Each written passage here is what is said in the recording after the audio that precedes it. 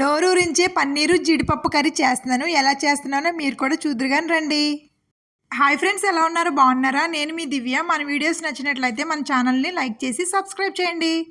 Stove వెలిగించి pan పెట్టుకుని oil వేసి ఆయిల్ హీట్ అయిన తర్వాత జీడిపప్పును బాగా ఫ్రై చేసుకుని తీసుకుని పక్కన పెట్టుకుందాం. అదే ఆయిల్లో పన్నీర్ ముక్కలను కూడా వేసుకుని బాగా ఫ్రై అయిన తర్వాత తీసుకుని పక్కన పెట్టుకుందాం. ఇప్పుడు ఒక బిర్యానీ ఆకు, కొంచెం దాల్చిన చెక్క, 2 ఎండుమిర్చి, లవంగాలు, యాలకులు, కొంచెం జీలకర్ర వేసి బాగా ఫ్రై అయిన తర్వాత కట్ చేసి పెట్టుకున్న ఉల్లిపాయలు, టమాటాలను కూడా వేసి మరి ఒకసారి కలుపుకుని కొంచెం అల్లం వెల్లుల్లి పేస్ట్ వేసి పచ్చివాసన పోయిన తర్వాత కొంచెం జీడిపప్పు కూడా వేసుకుని చల్లారిన తర్వాత గ్రైండ్ చేసుకుని పక్కన పెట్టుకుందాం. మరి ఒక ప్యాన్లో కొంచెం జీలకర్ర, పచ్చిమిరపకాయలు, ఉల్లిపాయలు వేసుకుని బాగా ఫ్రై అయిన తర్వాత కొంచెం అల్లం వెల్లుల్లి పేస్ట్ కూడా వేసి అల్లం వెల్లుల్లి పేస్ట్ పచ్చివాసన పోయిన తర్వాత కొంచెం ఉప్పు కూడా వేసి ఉల్లిపాయలు బాగా మగ్గిన తర్వాత మనం ముందుగా గ్రైండ్ చేసి పెట్టుకున్న పేస్ట్ని కూడా వేసుకుని స్టవ్ని సిమ్లో ఉంచుకుని బాగా ఉడికించుకోవాలి.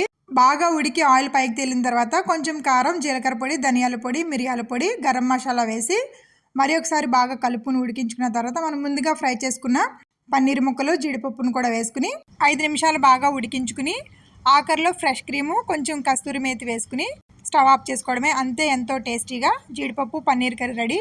ఈ కర్రీ రైస్లోకైనా రోటీలోకైనా చాలా బాగుంటుంది. ఒకసారి ట్రై చేయండి. మరి ఒక రెసిపీతో మీ ముందుంటా. బాయ్.